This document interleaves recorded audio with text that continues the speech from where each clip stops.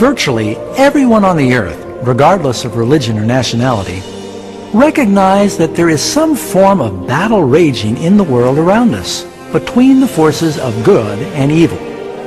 A colossal struggle between light and darkness, truth and error, oppression and freedom, right and wrong, and ultimately life and death.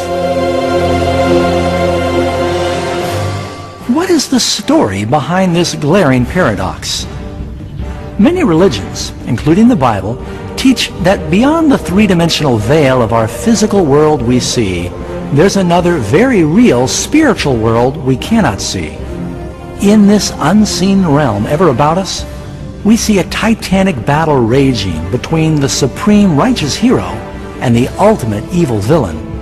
The big question is, who are these primary players? And how, where, and when did this cosmic crisis begin? This is the greatest mystery of the ages and the most amazing true story that has ever been told. This crisis now involves every person on earth. Yes, every person.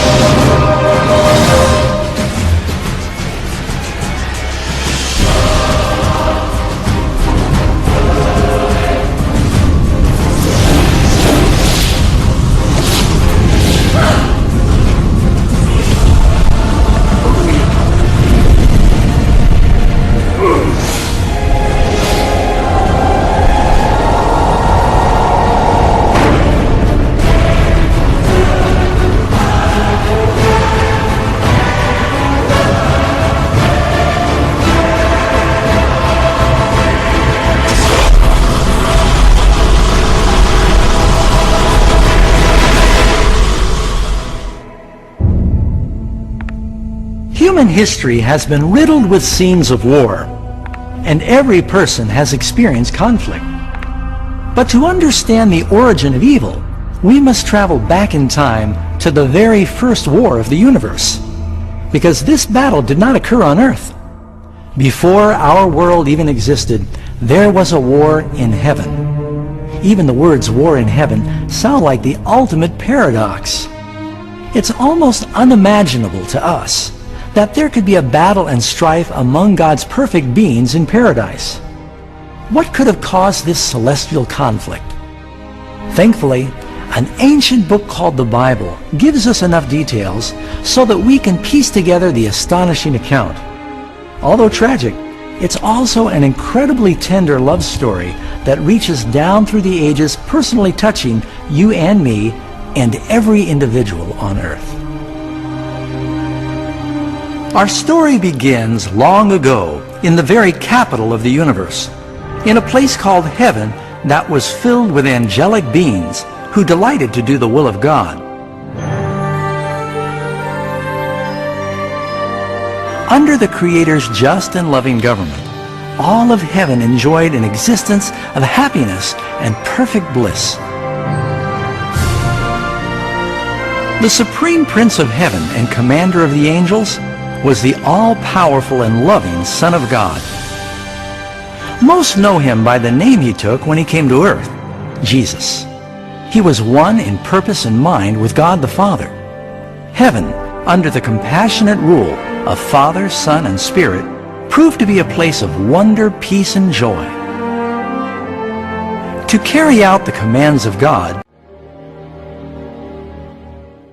surrounded by a virtual ocean of countless ministering spirits called seraphim and cherubim, or more commonly, just known as angels. These powerful and intelligent creatures found their greatest joy in doing the bidding of the Almighty. But God created one extraordinary angel to serve as leader of the entire heavenly throng. The Bible tells us that his name was Lucifer, which means light bearer. This cherub was the greatest of God's created beings and held the position closest to God's throne and directly under Jesus in heavenly authority. Lucifer's job was to communicate the light and knowledge of God's will to all the other angels. Lucifer was God's most splendid created being. He was captivatingly handsome and endowed with astonishing powers of leadership and organization. Among the angels, he was greatly admired, respected, and loved as a friend. Yet, God foresaw the misery Lucifer was about to introduce into the kingdom of light. Full of wisdom and perfect in beauty, every precious stone was your covering. You were the anointed cherub who covers. I established you. You were on the holy mountain of God.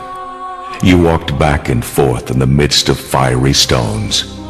You were perfect in your ways from the day you were created, till iniquity was found in you. As Lucifer began to ponder his own beauty and power, his heart gradually started to change. He allowed his focus to turn away from God, and he directed his love upon himself. How and why these seeds of rebellion germinated in his heart, we may never fully understand. But the prophet Isaiah provides this insight into Lucifer's thinking. How you are fallen from heaven, O Lucifer, son of the morning. How you are cut down to the ground, you who weaken the nations.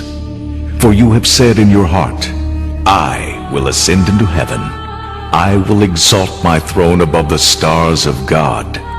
I will ascend above the heights of the clouds. I will be like the Most High. Lucifer gradually began to covet the power of God, but not his character. As he thought about his own extraordinary abilities and beauty, the cancerous tentacles of pride and self-exaltation gripped his mind. This resentment and jealousy ultimately drove him to violate God's holy law and rebel against his government.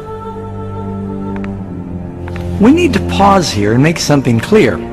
From the beginning, God ordained the laws of physics to govern the material world we live in. Without these natural laws, the universe would be chaos.